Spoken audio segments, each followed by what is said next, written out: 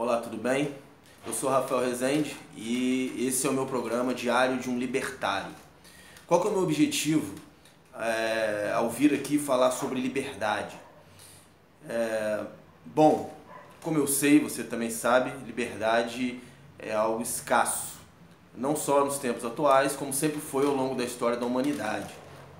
E eu sei que você sabe disso porque provavelmente quando você acordou de cedo, a primeira coisa que você pensou não foi: meu Deus, como eu sou livre. E mais, eu faço essa pergunta para você: você é livre? Você se sente livre? Como você define liberdade? Esse espaço eu vou usar justamente para a gente poder discutir sobre esse tema. Daí o nome Diário de um Libertário. E eu quero trazer para esse nosso primeiro programa uma fala de alguém que para mim é o maior libertário que já pisou sobre a terra. Existem outros, vários outros, mas esse para mim talvez seja o maior, que é a figura de Jesus o Nazareno. E aí eu queria ir direto para um texto em que ele fala sobre esse tema, sobre liberdade. E por que eu acho relevante iniciar com Jesus? Como vocês devem estar percebendo, a gente vive no Brasil, e aqui no Brasil esse novo governo trouxe à tona uma onda de conservadorismo, principalmente um conservadorismo cristão, que interpreta a Bíblia ao modo religioso cristão, conservador, e que não necessariamente isso era o objetivo de Jesus Cristo, até porque Jesus Cristo não escreveu nada do que está na Bíblia, né? O que tem escrito ali sobre ele são biografias não autorizadas escritas por outras pessoas. E aí eu não estou dizendo que não sejam verdadeiras. O que eu estou querendo dizer é que ali estão as interpretações de terceiros sobre a palavra, sobre as falas de Jesus, né?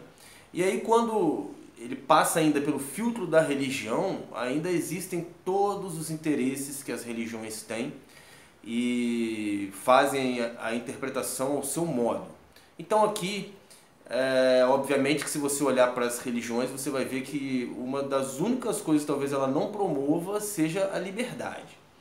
Então como isso é possível?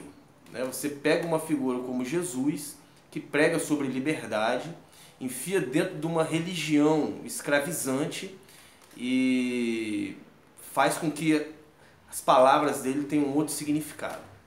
O meu objetivo aqui é trazer essas palavras, reinterpretar essas palavras para os nossos tempos. Não só as palavras dele, mas nesse caso sim. Então, o primeiro texto que eu acho relevante, que ele fala sobre liberdade, é um texto que foi muito citado aí, inclusive pelo presidente, é citado por outras pessoas, mas provavelmente nem o presidente nem essas outras pessoas saibam o contexto em que essa frase foi dita. E a frase é: e conhecereis a verdade, e a verdade vos libertará.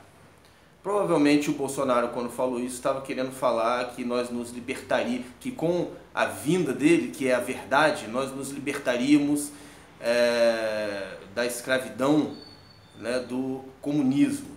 Ou sei lá o que ele quis dizer com isso, talvez nem ele mesmo saiba. Mas a maioria dos religiosos cristãos, principalmente, talvez também não saibam o que significa essa verdade e que tipo de liberdade ela traria, que tipo de libertação ela traria. Então eu queria falar um pouco sobre o contexto em que essa frase foi dita. Se você pega lá no Evangelho de João, o Evangelho segundo João, que é uma das 4 biografias não autorizadas de Jesus, você vai ver lá no capítulo 8 que o texto se inicia com a cena da mulher adúltera. Uma mulher foi pega em adultério e levada pelos religiosos para uma praça pública para ser apedrejada. E aí esses religiosos, encontrando Jesus no meio do caminho, perguntam a Jesus: mestre, né, de modo bem irônico, né, o que fazer com ela? Né? A lei de Moisés, que para eles era a verdade absoluta, diz para apedrejar. E você, o que diz?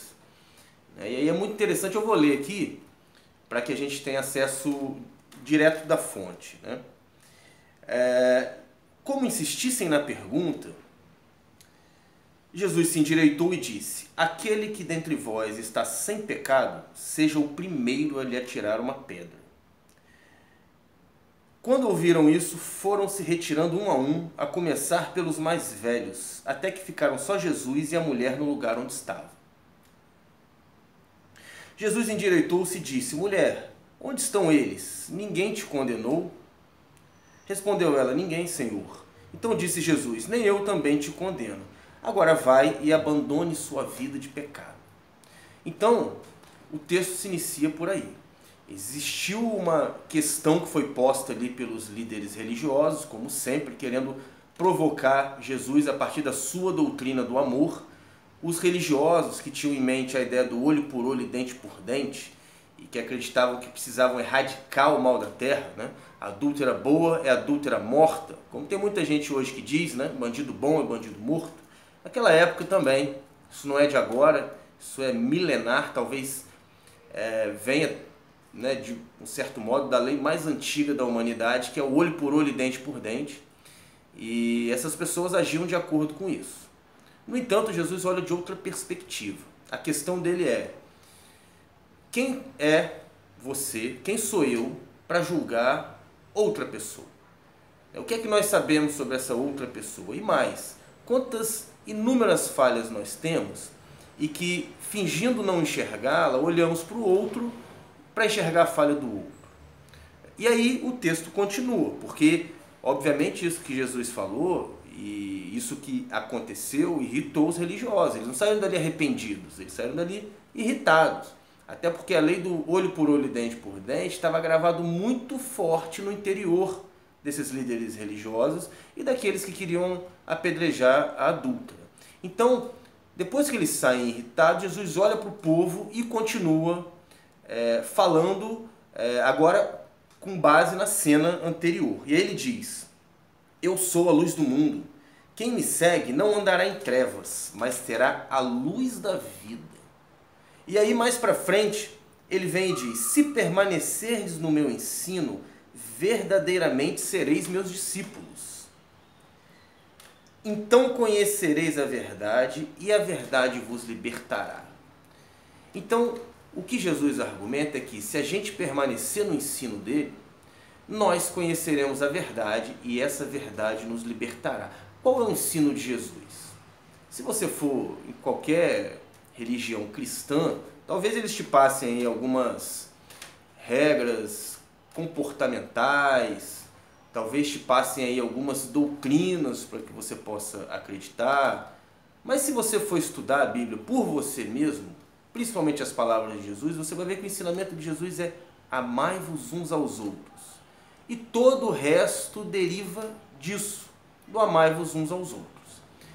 E esse é o ensinamento e essa é a verdade. Porque você já parou para analisar? Se nós analisarmos que a partir dessas ações, o que Jesus fazia era questionar a lei do olho por olho e dente por dente que existia entre os indivíduos daquela época e que existe entre nós até hoje. Justamente por isso é relevante a gente falar disso. Se fosse algo que já tivesse desaparecido, seria irrelevante falar a respeito. No entanto, é algo extremamente forte ainda entre nós. E se não me engano, a ideia do conservadorismo traz à tona sempre essa ideia do olho por olho e dente por dente, de que cada um tem que pagar por aquilo que fez. E aí, quando eu estou dizendo isso, eu também não estou dizendo que as pessoas têm que ficar impunes em relação ao mal que elas causam ao mundo ao seu redor. No entanto, essa ideia justicista e vingativa da realidade, ao invés de trazer justiça, faz com que o coração das pessoas seja envenenado por vingança. Muito mais do que por aquilo que a gente chama de justiça. E Jesus, ensinando isso, se coloca como a luz do mundo. Em outras palavras, o mundo está em trevas. Se as pessoas estão agindo de acordo com essa regra, de acordo com essa lei do olho por olho, dente por dente, elas estão em trevas, acreditando que aplicando ao outro o mal que ele fez contra mim mesmo ou contra outros, isso vai melhorar o mundo ou vai mudar de fato a maneira como as pessoas pensam, as pessoas agem, o que não é verdade. Quando a gente faz isso, a gente apenas dá o troco. mas a gente não muda nada ao nosso redor, a gente apenas reproduz um jogo que já está sendo jogado. Então, ele diz: conhecereis a verdade e a verdade vos libertará. Isso é muito interessante porque essa é a verdade que ninguém quer conhecer. Porque no final das contas, o que é que o amor faz com a gente? O amor faz com que a gente se desarme em relação ao outro, com que a gente abra mão das nossas interpretações prévias, aquelas interpretações que já foram ensinadas, ou por líderes religiosos, ou por qualquer tipo de autoridade, seja seu pai, sua mãe, alguém da sua confiança, que faça parte da sua vida, e aquilo de um certo modo te dá segurança. Você acredita nisso para que você tenha segurança. No entanto, quando você acredita, principalmente nessa ideia do olho por olho e dente por dente, o que você está fazendo é olhar o mundo a partir de uma lente criada por você. Você não está enxergando as coisas tais como elas são. Agora, quando você ama as pessoas, no sentido de dar uma chance para elas, de buscar entender suas motivações, de não apenas apedrejá-las, mas de saber por que elas traíram, por exemplo, como foi o caso da mulher adúltera, a gente tem uma chance muito maior de não se tornar vítima das nossas próprias interpretações, refém da nossa própria visão de mundo, ou daquela lente cultural, ou daquela lente religiosa que foi posta sobre os nossos olhos para que a gente enxergasse o mundo a partir daquilo. E sinceramente, pense com você mesmo, você é livre? Você se sente livre para interpretar a vida? Olha para suas interpretações da vida e analise quais foram as instituições, as autoridades, os indivíduos que foram formulando e formatando a maneira como você olha para a realidade. Então, essa é a minha sugestão nesse primeiro Diário de um Libertário, para que você possa empreender a sua jornada, né, rumo à liberdade de consciência. Talvez você já se considere livre, como os judeus se consideravam naquele tempo. Eles acreditavam que, sendo filhos de Abraão, eles nunca tinham sido escravos de nada. Mas aí vem Jesus e diz que quem peca ou quem é ignorante é escravo da ignorância. Será que você também não é escravo da ignorância? Ou de muitas outras coisas, como a gente vai falar aqui em outros vídeos, né? Será que você não é escravo da segurança que seu emprego dá? Será que você não é escravo do dinheiro que você tem ou busca ter? Será que você não é escravo de um relacionamento ou de um formato de relacionamento supostamente ideal, que você acredita que o seu tem que se encaixar? A gente vai ver que nós somos escravos de muitas coisas. A maioria delas a gente nem percebe e algumas delas a gente costuma achar que fazem parte da nossa liberdade. Mas se você se interessa por de fato empreender uma jornada de libertação da sua mente, da sua consciência, assista os nossos outros vídeos, se inscreve no nosso canal para que a gente possa estabelecer aqui um contato, um diálogo constante. Um abraço para vocês e até o próximo vídeo.